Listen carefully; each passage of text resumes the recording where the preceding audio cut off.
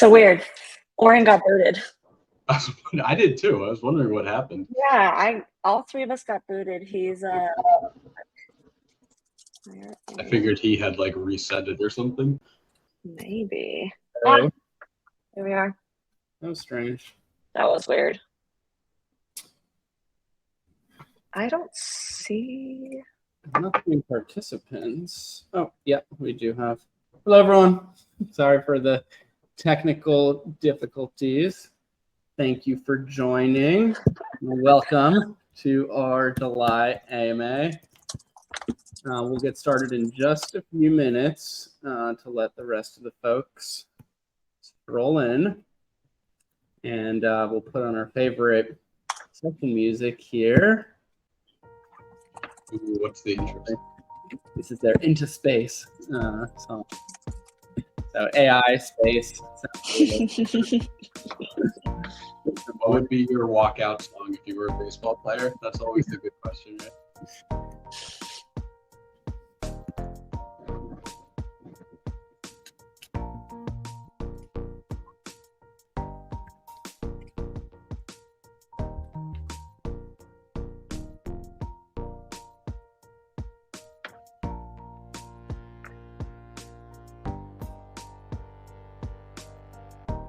Hi, Alex.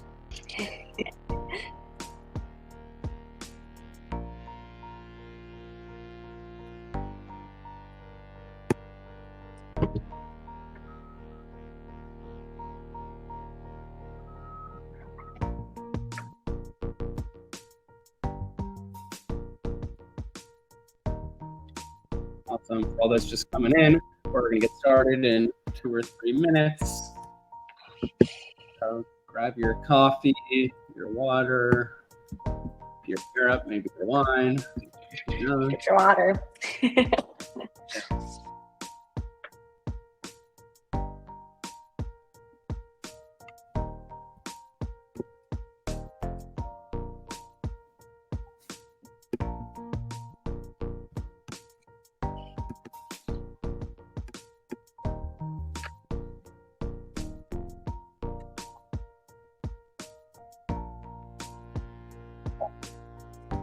Yes, play around with the emojis.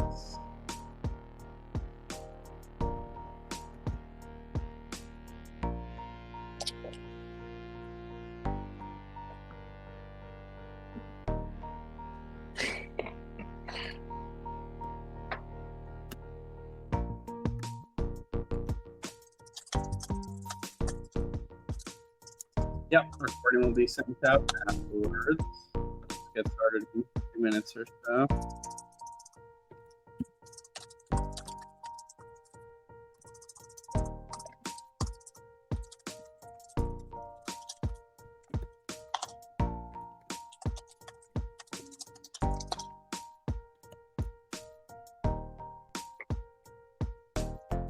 We'll get started in just a minute, everyone.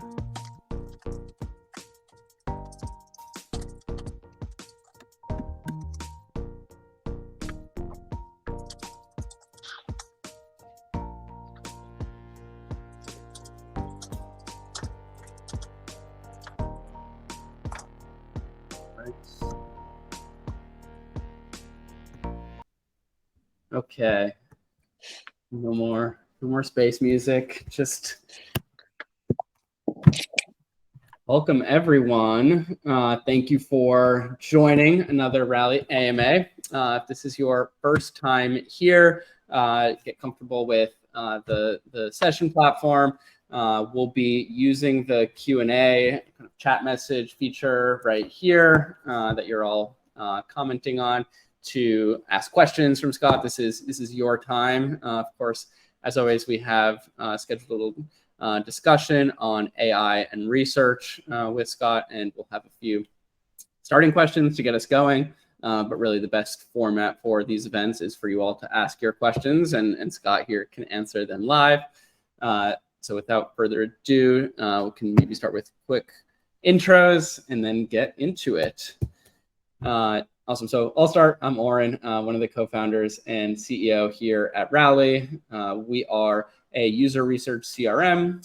So our whole goal is to make it easier for research teams and their stakeholders to reach out to and conduct research with their own actual customers. We can definitely get into more detail about that later, and we'll share demo links with you all after the fact. But here, joined with me today is also Lauren, who you may have gotten some emails from. So Lauren, feel free to introduce yourself. Yeah, so I run content marketing at Rally, and yes, I've been sending all the emails. I'll be in the chat helping answer questions. So you'll see me in there, and I'll turn the time over to Scott. Hey everyone, thank you for joining. So my name is Scott. I am currently the founder of the very creatively named Garrison Research. It's what happens when you form an LLC without really thinking long-term about what it'll be named. Just a little bit about like who I am. I saw a bunch of people mention being in New York and being in Brooklyn. I am also based in New York. So if after this, if anyone wants to get together, grab a coffee, grab a drink, whatever, I would obviously love that. I'm just based in like the Nolita area.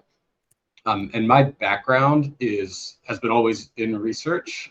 I started at a place called Skim, which is a primarily market research organization, and actually spent 8 years there, including a few years abroad running an office in London.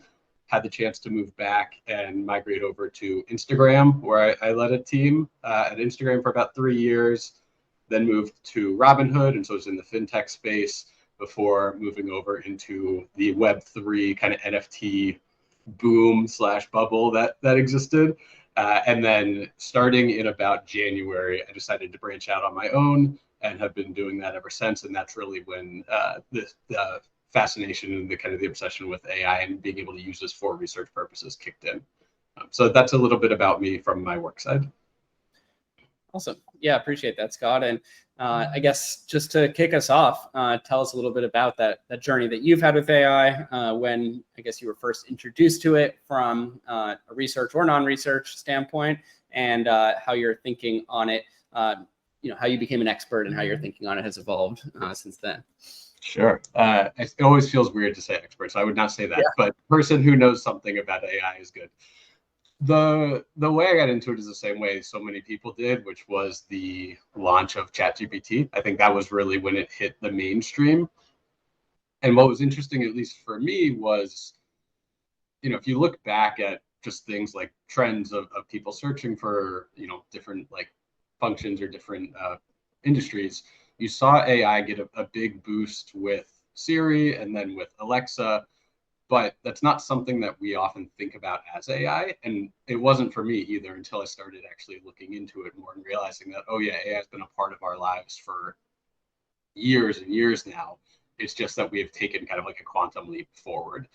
And so at that point is when I really started experimenting with it. And a friend of mine who is an incredible photographer here in New York, I can send out details for her if anyone's interested, started to get more into AI photography through Midjourney, and following her and seeing that and seeing the power that AI could have was what made me think, oh, I can use some of this stuff too. I am not creative at all. Don't ever look at any photos I make on Midjourney, please.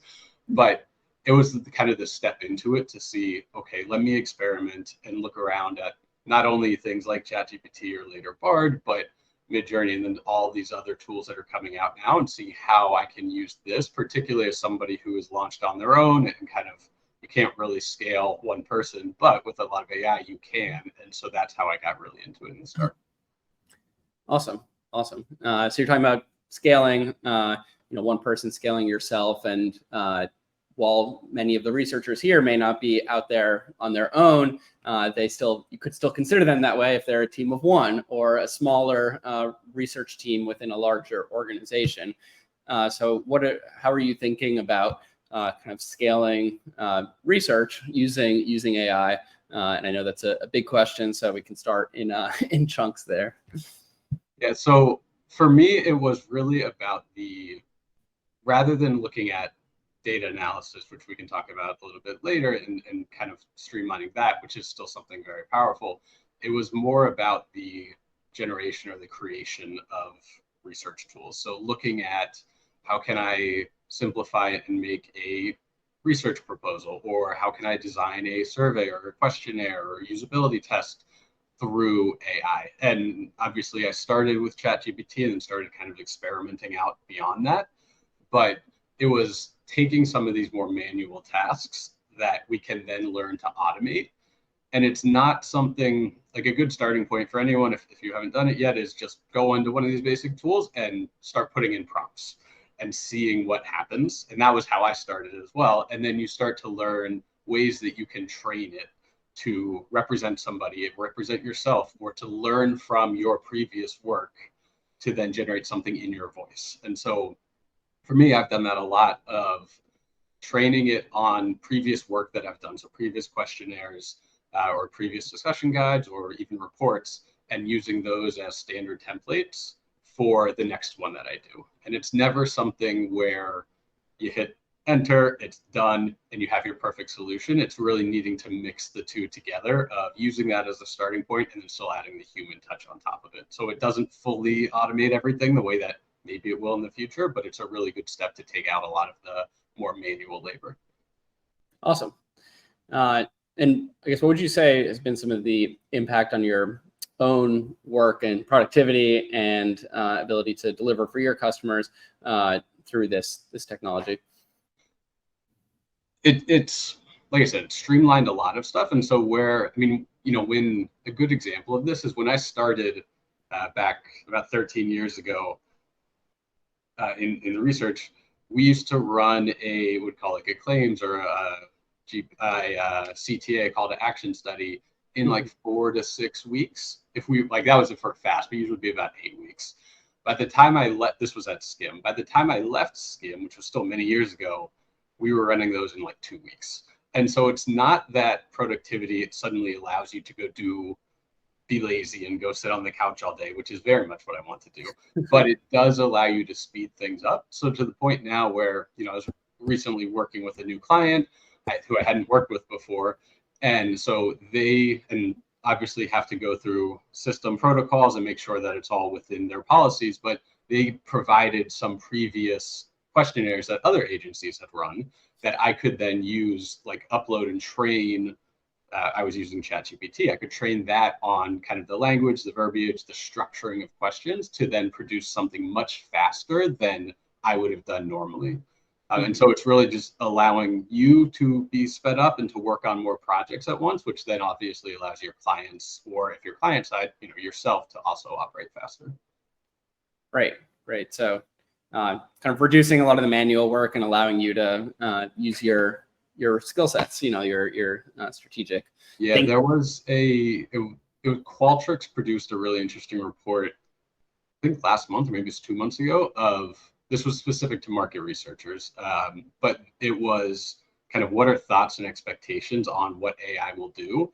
And one of the questions I was asked amongst, I think it was like 5,000 people or something, was what are the roles that are going to be most replaced, or what are the tasks, I guess I shouldn't say roles, the tasks that will be most replaced. And it was data analytics, project management, all of that. And the least likely they put in roles like VP or directors, but it was more the strategy piece.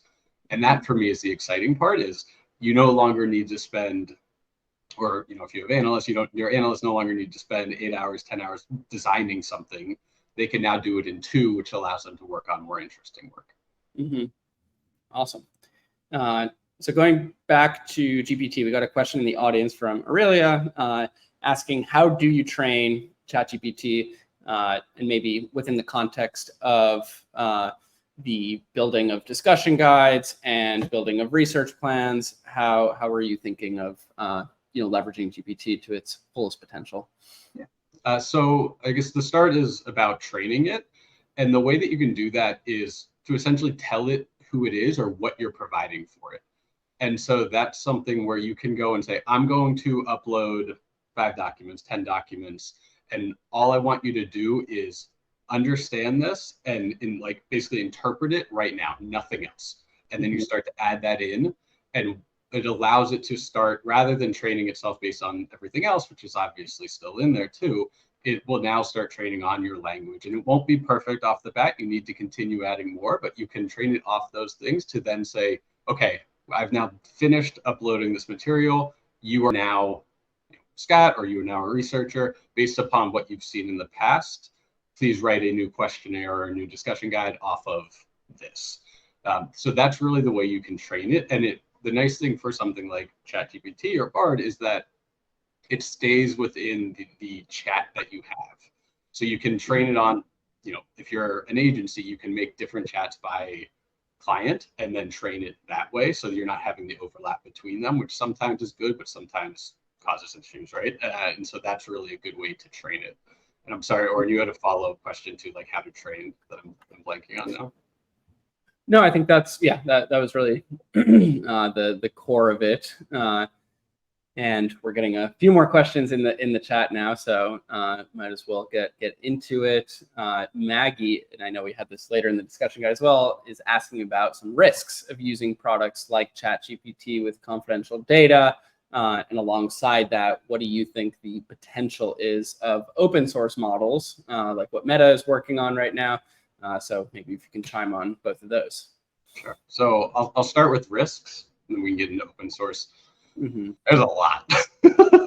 I kind of look at this the way, if you look back into even more recent history of just the last couple of years, this is the way that, social media, which I worked in for years, with the algorithm, you don't understand the risks until it's there and what it's actually doing to you until you've experienced it.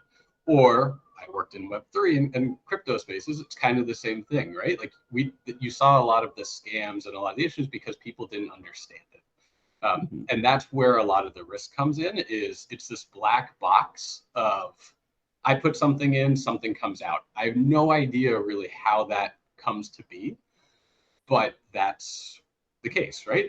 I just assume that it's good. And I mean, everybody probably knows the story at this point, but like the now known as the ChatGPT lawyer, who submitted some information on legal cases that never existed, but ChatGPT made them up.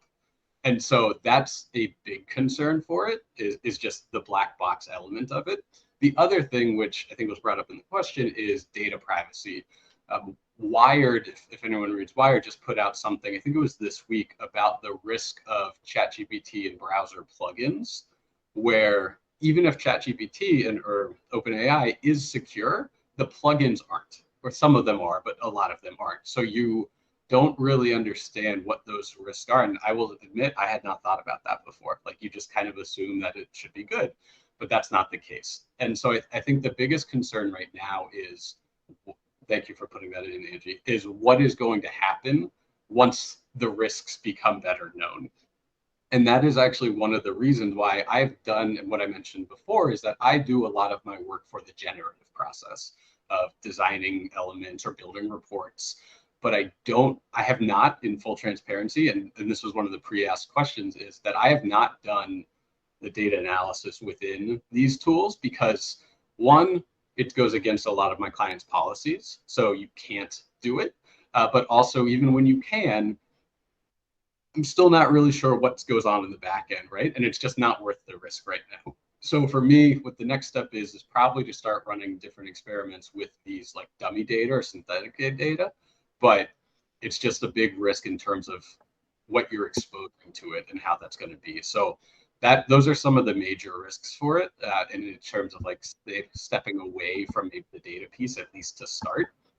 You also see there's an interesting tool out called I think it's Synthetic Users, which is kind of, the name explains what it is, right? But there were some interesting conversations on LinkedIn as well as a couple of posts where it puts out information that actually doesn't match what has been input by the researcher. And so you can't just, and I actually think what they're working on is really interesting, and I think it's going to be really powerful, but we're still at the early infancy stages of this. And so you need to be super careful about what you have in there before you can start launching and doing anything, just kind of haphazard. And then does that answer the first question for you? Yeah, we definitely have more questions on risks that we can come back to, but we can dive into those too, whatever's easiest for people. Yeah, I mean, another one here is on the thinking that once prompts or data goes into GPT, that the data becomes the property of OpenAI. So I guess that's another concern of folks. But then I guess actually, before you move on from that, there were some interesting thought pieces. And again, nothing that I'm saying is my own genius interpretations. This is all me just spitting out stuff that I read and learn from smarter people than myself. But there's this kind of thought piece right now of things like ChatGPT, Bard, all these models have been trained on the web up through 2021 or anything beyond that. But as they now add more, like more recent stuff, and obviously, if you pay for ChatGPT Plus or stuff like Bard, you're getting everything based on current internet space. You're actually starting to train these models on themselves, because there's this risk that, obviously we'll have to see if it's true, that the models will become, let's say, dumber because they're now training themselves off of like AI work rather than human work. And you're training yourselves off of the new AI work, which is kind of the initial phases versus the perfected stage, which we might have in a few years. So that's just something that, in addition to you giving the models your data, which, by the way, a lot of us did without knowing, like they've already come out and said they sucked up almost all the Reddit data. So if you're a Reddit fiend, you're in there too. So in addition to that, I think actually Google's getting a suit now for some of their training their Bard on some user information as well. So you already have given a lot of data, but yeah, anything you add to it will also be interpreted. Yeah, that's a super interesting that the latest models are being trained on the earlier models, and that causing maybe a temporary period of a little bit worse outcome or not as great, insight from the models. Yeah. Well, another question we have here from the audience, Jared is asking, do you think tools like ChatGPT make more sense for more seasoned researchers as opposed to newer researchers? The assumption being that newer researchers might not know what to look for. They might not know these risks or inherent downsides or shortcomings of the tools. So how do you think about that piece? I say yes, wholeheartedly yes. And for a few different reasons. One, the exact reason that was just laid out there is you're not really, in addition to the black box of whatever the model is that you're using, you're also not as familiar with what you're putting into it or what you're getting out of it. And whereas if I look at something, or if Oren looks at something or anybody like that, you can tend to see, okay, this is what went wrong or this is what we're missing. So I would say wholeheartedly yes. It's the same reason why so many companies promote from within rather than hiring directors and VPs from external, because they've now worked up through this role, so they understand the inner workings of it. So in general, I say yes wholeheartedly, but that's in terms of using it. There's still a lot of stuff that you can learn from AI. And so start experimenting with it, start taking courses in it. There's a whole lot of free work on Coursera, on Udemy. Google publishes a lot about AI. And so you can start learning it and trying to better understand that, in addition to training yourselves on research, and then kind of bring the two together once you have a bit more experience. Amazing. We also have another interesting question here from the audience, someone named Mar. I'll highlight the message. So thinking about how stakeholders, whether it's your own customers or internal customers, how might they feel when they learn that you used AI to do your work for you? I'd almost be worried that they could get the wrong idea about how much work it is actually doing for you if you disclose that you use it. So I guess just about the communication around AI with your own customers, internal or external. Yeah, that's a great question. My own model or my own way of thinking about it is full transparency with everybody that you're working with. And that is not just about AI, that is about anything that could affect the work and your relationship with them. What you don't want to get into a scenario, which is where you use it and then either one, they start saying, oh, this is much easier for you than I realized, so we're going to ask you to do this stuff tomorrow rather than in 3 days, or where they look at it and no longer trust the output because they look at it and say, hey, this isn't in your language, like this isn't the way that you sound. And so they start to kind of question that, which then in turn means they question you. So my advice would be always openly communicate about it for that reason, but also because there might be issues or things that they also are concerned about that you haven't thought of. So always do work with stakeholders, work with your team as full partners rather than trying to hide it away from them. That's one. The other piece, which I think was kind of brought up, is we're in this sweet spot now of people don't really understand AI fully. And so because it can automate a lot of stuff, enjoy it, right? Like tell them it's going to take you 2 days or 3 days to do this if you can do it in an hour, and then make sure you check it and then relax, right? So you can somewhat take advantage of that. Don't lie, but like you can take advantage of it a little bit because you're freeing yourself up now to work on other things. The other piece that I would say, and then I'll stop rambling, is right now, hopefully it will continue to get better and we'll get more towards like AGI and being able to like think more cognitively with these models. But a lot of what we're automating is the manual work. So like I said, it's the data analysis or the programming or the designing of different materials and documents, which then allows you to become much more strategic because you're not spending your time on these other things. So I actually think it's a great thing to talk with them about, because now you can add extra value on top. And researchers, like we all know this, there's some people and some organizations that look at us as partners, and there's some who look at us as what's the right word? I'm blanking on the word, but people who take orders. I'm blanking on the right word for it. And so this now, if we can basically automate a lot of that stuff, this will allow us to become much more strategic and demand a seat at the table where we might not have it yet. Mm-hmm. Yes, maybe less vendors, more partners. Thank you. Awesome. So we got another question from Kate here on how using AI impacts relationships with your clients. So you already answered her first question, which was how much do you reveal that you're using it? But then kind of how are you thinking about saving the time? If it saves the client money, how does this impact your ability to increase your profit margins? This is from Kate in the audience. Also a great question. So I think it obviously does save time, and which can then save money, particularly if you are somebody who charges by the hour. If you're in-house or if you are just a project fee based, then it's not really going to save you money, but it can increase your profit margins, which is wonderful.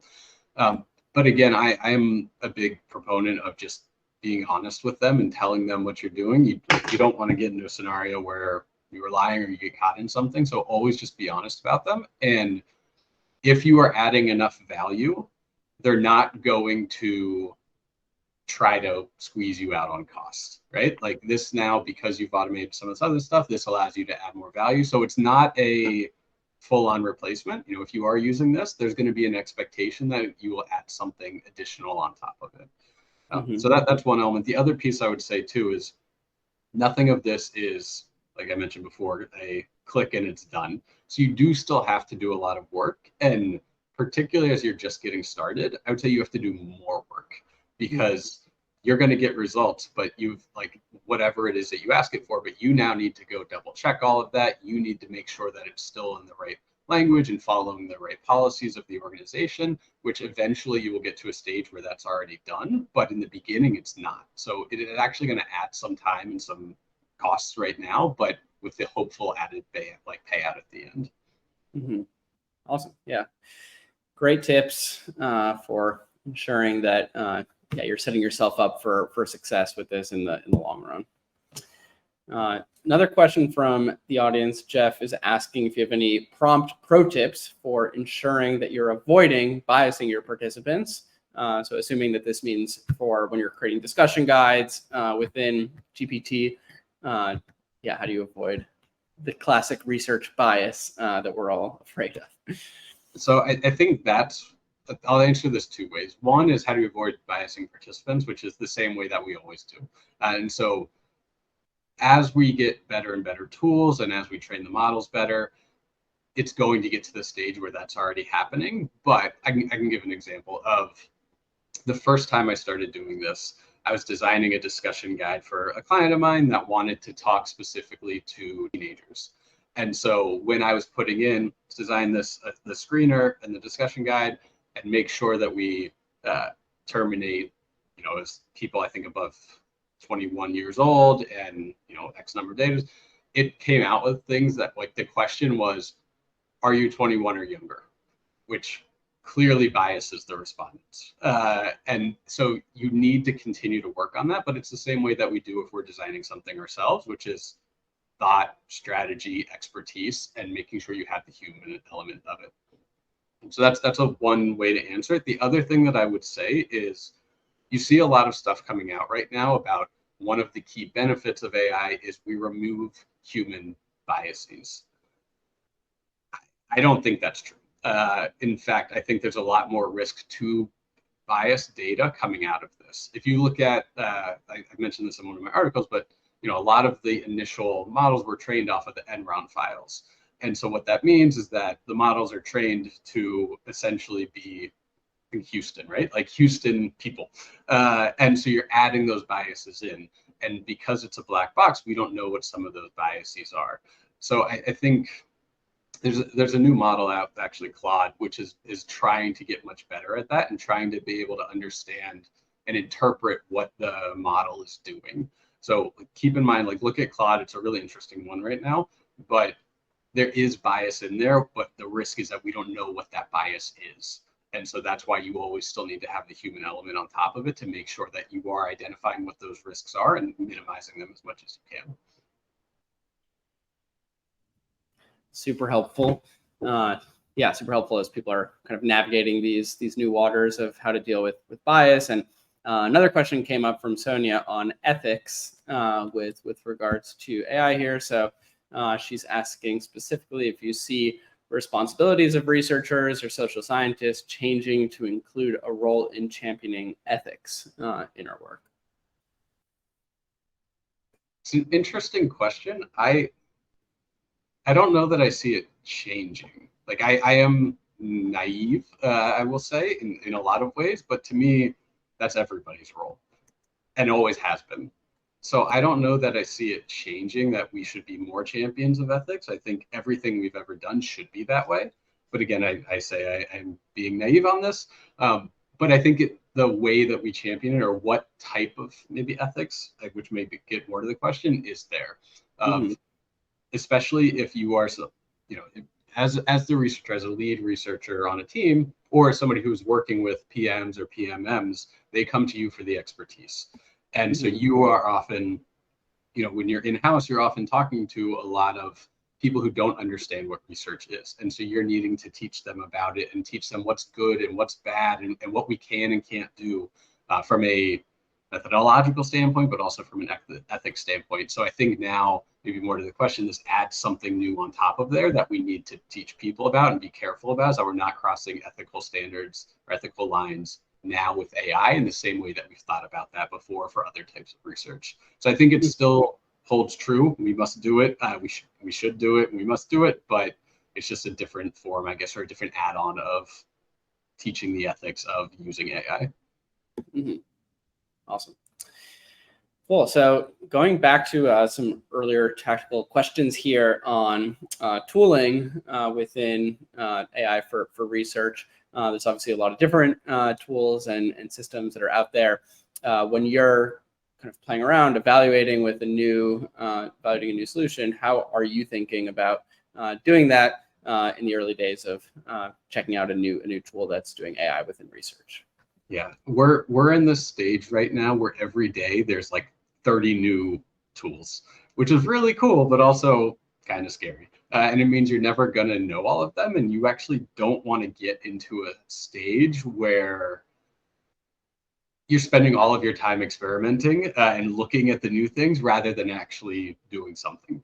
And so for me, it's actually relying on a lot of other people who have done the experimenting in certain ways to see, like, not only for research tools, but for all types of tools, and image creation tools, video creation tools, transcription tools, to see they have already gone and done 30 of them, and these are the 2 that they recommend. These are the 5 they recommend. So that's one element. But the other thing I would say too is similar to the crypto crash. Sorry to keep bringing that up, but there's people who put money into Bitcoin or into Ether or any of those are somewhat better off. Sorry for people who don't know crypto, but like because they're the major players that are more steady. Whereas people who put money into, and I did this as well, put money into what called altcoins, like all these random ones that popped up, those withered and died, and so the money did too. And I think there's differing perspectives right now about whether or not we're in a bubble for AI. So I won't, be the master of knowing, yes, we are. I personally think that we are. And it would not shock me in the slightest bit if 2 years from now, half the tools that I experiment with don't exist anymore. And so for me, it's do experiment, do see what's best for whatever the tool is that you need or whatever works best with your working style. But I tend to have an over reliance on the major ones, things like I said, like ChatGPT, Bard, Claude. I've really started to lean into lately because those are more, let's say, stable or more big. And so, a lot of these stuff that might be more niche tools right now probably will either get bought and incorporated, or the major players will start to just innovate themselves to take them away. So that's kind of my recommendation. Do experiment, do look around. There's some really good tools.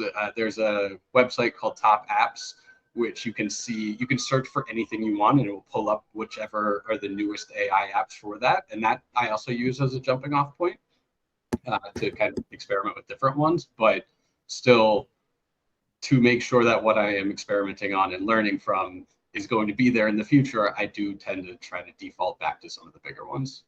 Mm-hmm. Perfect. Definitely helpful. And we'll share that link with everyone after the fact. So on kind of more niche tools that are maybe gaining a bit of steam here, Aton is asking, what about companies developing AI models to simulate participants? So thinking of things like synthetic users, conceptually, could we be heading to a zero-sum result for AI in research? Yeah, this part there, and I'm blanking on the guy's name, but the co-founder of synthetic users had a really interesting kind of like back and forth with somebody else on LinkedIn who was saying that this is not real research. This is garbage, basically. Like the fact that people are trying to make this shows that they don't know what research is. And then vice versa, obviously. I think it makes sense. I think the fact that people are trying to develop this, of course, everyone's trying to develop everything right now. AI for X is the same way that Uber for Y used to be back in the day too. So I don't think that changes anything, but there are, as I mentioned before, about it being a black box and about things being biased, there's a ton of risks in it. But we also have that when we use real users. If you put people through, you're not recruiting a fully randomized, fully representative group. You're still having some bias in there. So it's more about managing the bias if we were to do this.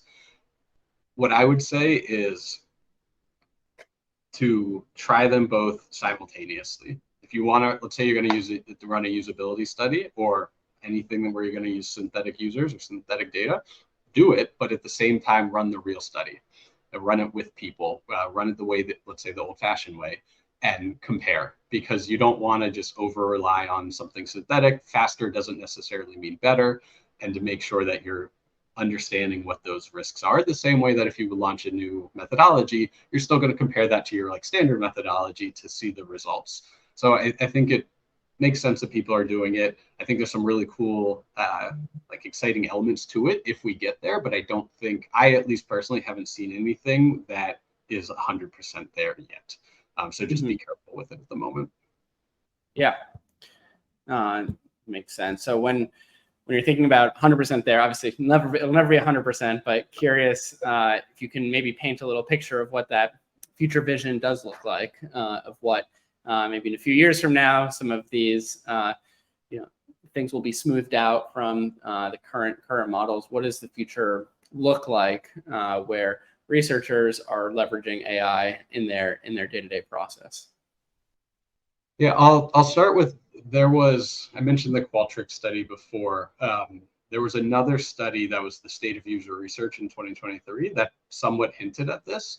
It was by, I think it was user testing, if I'm not wrong, or user interviews maybe, where they asked these questions for right now, and it was about a fifth of the respondents. It was around, I think, 3,000 or 4,000 UX researchers said that they're already using AI in research. Around 40% said they hope to in the future, but there was still, it was 25 to 30% who said that they won't use it. And so I think you're going to see that number diminishing over time, but also the people who will embrace it and will learn from it are going to get ahead. I just think trying to say we're not going to use this, we're not going to adapt to it, is putting your head in the sand in a bad way. But coming back to it for the future too, from going back to I think it was from the Qualtrics report, the majority of, and this is now market researchers rather than UX researchers, forecasted, or they thought that using AI will expand and grow the market research industry while simultaneously shrinking the number of jobs. So meaning there's more opportunity, there might be more money coming into it, but the amount of jobs in there might be less because so much stuff is now being run by AI. And so I could very much see that being the case. The jobs that I think will change the most or that are most at risk are the analyst level work, the programmers. If you think about running something like data analysis through an AI model for it, it's no different really than when we started offshoring. Like back in the day when I got a research back and I could send it off to a company overseas, and I'd come in the next day and everything would be analyzed for me. It's the same thing now. So I do think we're going to see just more automation, and some of those more basic tasks maybe start to go away, where the strategy and the thought leadership and the partnership with your stakeholders is going to become more and more important. That's one piece. The other thing that I will say does scare me a little bit is, in terms of future for research and for AI, is I'll make another kind of comparison here, where basic math continues to confound me because I have a calculator. And so why bother learning like a lot of the basics when I can just punch numbers in and do it, right? I think we might run into a similar risk where people aren't learning the proper methodologies, proper procedures, the right checks and balances, because they're becoming over reliant on the future. So learning, like the way that, if any of here are experienced researchers, the way that we came up and the way that we learned and were taught things might change and might start to diminish a little bit. So that is just one concern I have about the future if we get to the state where so much stuff is being run by AI. Great. Yeah. Definitely running into the potential risk there of people skipping the basics, which as we know can lead to further issues down the line of misunderstanding of the results and all of that. Cool. Well, that's all really helpful to hear. Going back to some of the questions in our initial discussion guide that were submitted in advance, we've talked a little bit about what concerns you most about AI. What excites you most about AI, both from a personal standpoint and then also from a research standpoint as well? Sure. I'll actually answer first, because I mostly focused on AI for research. So I'm gonna plug in like two other interesting things here that I saw about concerns, and then we'll come back to excitement for it. One is there's this term called P-doom. It's the probability that AI will essentially wipe out humans, or wipe out the need for humans. And again, if you follow Anthropic, which is the company who makes Claude, they talk about this a lot, and they think about it and are worried about it a lot. The fact that is something that is discussed in the industry is horrifying to me. It should be, but the fact that you're in an industry where you're worried about this, Oppenheimer just came out. I haven't seen it yet, so please don't ruin it for me. But it's similar, right? Like there's a lot of people drawing comparisons between them. And actually right now, the median of AI researchers is about 5%. So they're putting about 5% chance that AI wipes out humanity, or wipes out a lot of humanity, which is very scary. Like, it's a small number, but it's not zero, which it should be. And they actually, another individual ran a survey out to AI researchers that asked, in I think it was 2025 or maybe 2030, what is your P-doom then? So what do you think the odds are? And the median for that came up to 19%. And so, again, we're just kind of inching closer to something potentially risky or potentially bad happening. That's one major concern. And actually, along those lines, there was an article in The Atlantic, I think from this past year, of war games that the government has run, and AI was a part of it. So I'll just run through this quickly, but the essence was, you found out that a enemy is considering launching a nuclear attack, and you've also found out that they have this software where you can no longer communicate to the boots on the ground who have the bombs, or who have the missiles to attack, like co-attack or counterattack. What do you do? And the two most common answers were either we provide the individuals in those warships the ability to make the decision themselves because they can't hear from the president, which now means the world is at the whim of anyone with a trigger finger, which is scary, or we let AI decide. And this was, I think, from about a year ago. So now we're saying we're going to put the future of humanity in the world of AI. And this is coming from leading government officials here in the States. So that's also very concerning to me of what this could mean. I think a lot of it is still scaremongering and trying to drum up fear for the purpose of drumming up fear, but they are still risks. And I think those are things that the more I learn about them, the more concerned I do get. Mm-hmm. There was a really interesting interview this week, actually, I think, with the head of Anthropic on a podcast called Hard Fork, which is part New York Times. So take a look at that. I think they go into a lot of this stuff. So now to talk about like what excites me about it, and I somewhat put in an answer in the initial questions that we sent out, but thank you for whoever's sending out the links for these things. But I think the ability to automate and to like make our lives easier is really exciting because it allows us, as I said, to do other things. So for me, like I do it because we're researchers, but like the process of sitting in Excel or SPSS and running numbers, or in going out and designing something, are less exciting to me than the strategy and the partnerships and the thought leadership elements of it. And so now we have a lot more time to work on that. The myth of, okay, we're going to automate everything and now we're going to work 30 hours a week or 20 hours a week, I think that's gone. We know by now through history that doesn't happen. We find other ways to fill our time, but I'm excited for what that holds and what that could look like. Mm-hmm. In addition to what I said before about some of the concerns about us being in a bubble, it is cool as somebody who's worked in the tech industry for quite a while to see kind of this economic boom coming from it. Might burst, so that's also a concern, but you are seeing kind of more energy and more money and more of the leading experts in tech going into this space, which means that we're going to hopefully get some really cool stuff that comes out of it. Mm-hmm. And then the other thing, which was more recent, I think it was this past week, was in addition to all those risks that we talked about, the White House actually got together with 7 of the leading, this is US based, obviously, so sorry for the international folks, but they got 7 of the leading organizations together to make commitments to what they are going to do to protect humanity, essentially, from AI and from the tools that they are developing.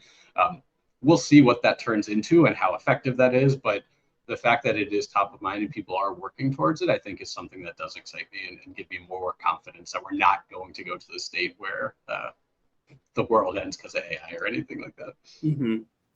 Yeah. It's exciting time for sure. Lots of potential outcomes here, but appreciate you laying out the things that are both concerning and exciting at the same time. What do you? Can I put that back on you, Warren? Like, what are your thoughts on it? What scares you, or what excites you the most about this? Yeah, I'm definitely excited about the open potential. To your point about humans always finding new ways to fill up time with new productivity, like that's absolutely going to happen. And I think it'll make work more interesting, more engaging, more creative, more, dynamic than a lot of the routine tasks that a lot of us find ourselves doing on the day-to-day, because there hasn't been an easy enough way to automate them away. So I think it's going to be, in my mind, more of an opportunity for people to be more creative and more human within their jobs. That's what I'm most excited about. Concerns, yes, definitely. I think the concerns are that it'll, to a point we were talking about earlier, a lot of people might see it as a shortcut of, okay, I don't have to learn how to do X, Y, Z because AI will do it for me. And if you do that, then kind of removes the point of using the AI anyways, because it's more supposed to be built on top of human intelligence, not as a replacement for it. And I think that'll all come with education, and the people that do use AI as a shortcut as opposed to AI as a way to build on top of their own intelligence and creativity won't have success with it. And it's essentially just a mirror of what you put into it is what you're going to get out of it. So I think all that stuff will smooth itself out over time and not really be a big risk. But yeah, I think the other interesting area that we haven't talked too much about yet, but I know has come up, a lot of companies now are trying to put AI into their own products. And a lot of new AI companies are coming out every single day. What we haven't talked too much about is how are these companies, or how should these companies be doing research with their own users on these new modalities? So AI is creating new interfaces for engaging with technology. AI is creating a lot of new experiences. And when you have new experiences, you have to think of user research and market research. So I'm curious, if you've thought at all or have spoken to companies that are building AI and how they are thinking of doing research to build it in a way that is going to be most valuable to humans. I'll answer this a couple different ways. One is there are a lot more companies who are now, already pre-existing companies who are now building out AI, but there's also a lot who are just talking about it now. Like saying you had AI was not a thing before, now it is. So there's a lot of marketing speak now that is coming out where nothing is changing. They're just saying, hey, we have AI. And so I think that is one component of it. It works. Why not do it? It seems like all you need to do as a startup is say that you're AI and you're going to get money at this point, right? So I think that's one element of it. But in terms of kind of researching it and studying it to make sure that it's like best for your customers or for your audience, it provides us a new playground that we need to be involved in. And so there's a lot of kind of doom and gloom of maybe it's going to replace research, either UX research or market research. I don't think that's the case at all. I think, to your point, Oren, it's going to give us more things that we need to research. But kind of what I mentioned before about experimenting is we shouldn't just go full into one and say, okay, now everything is going to be done this way. Like a lot of my old CX partners were concerned that things were going to be like that element of it was going to drop off. And I don't think that's the case. It might longer term evolve their careers, but right now it shouldn't, because we still need to research what impact that stuff has. So my biggest advice when I talk to my clients who are starting to get into it is definitely try it, definitely get into it, but make sure you have a strong researcher. And ideally that's me. If it's not, at least have somebody else who will be there to kind of put the guardrails on and make sure that everything that you're doing is not just to cut costs and make your P&L better, but that it's actually going to be a better experience for your customers. Yeah. Love that. It's a great way to start wrapping things up here. This has been super, super insightful, and I know we've been able to answer a lot of the audience questions.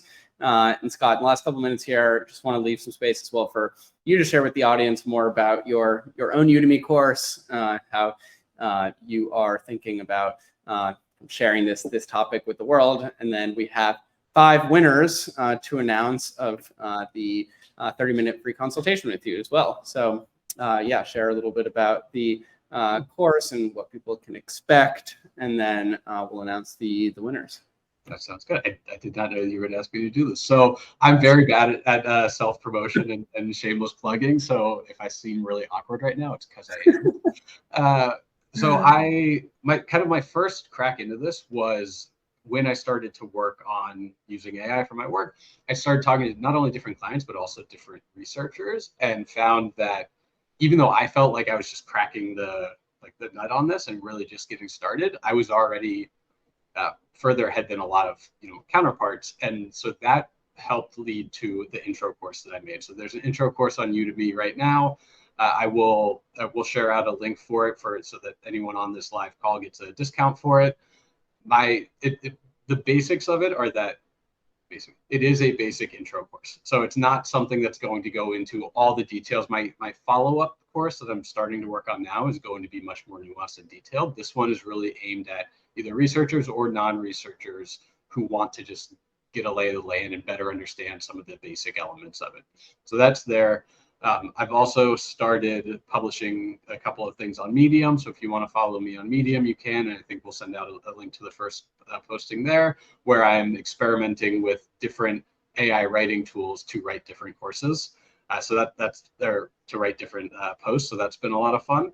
And then, yeah, if you ever want to talk to me, I think they're going to put out some consulting here, but my website is garrisonresearch.com. If you want to come find me, I'm in Nolita, so come hang out in New York with me. But really, my goal for this and for any of my other work is to meet more people, kind of learn from others. So this has been mostly me talking, but I would also love to hear experiences from everybody else and what tips or tricks you have. So please definitely reach out to me as well if you have anything that you'd like to discuss or teach me. Awesome. Well, I'm sure plenty of people will take you up on that offer because this has been super, super valuable. There's a lot of links in the chat, so don't worry for those folks that haven't jotted them all down. We'll share them all in the follow-up email. And I'll call back up Lauren in these last 2 minutes here to share the 5 winners of the consultation.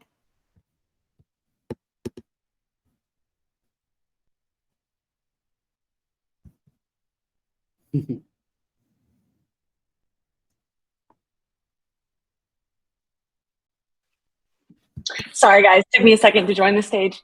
So we did a random polling of all the people that joined, and we have 5 winners. It's Nora Boyle, Diego Castaneda, Elizabeth Jorgensen, Angie Bowes, and Andy, who did not put a last name, which is totally okay. So if you could all those that just one, email me, lauren@rallyuxr.com, or reply to any of the Luma emails. I will connect you with Scott to get your free consultation. So thanks for everyone that just joined. Thank you so much, everybody. I've had a lot of fun. Yeah, thanks, everyone.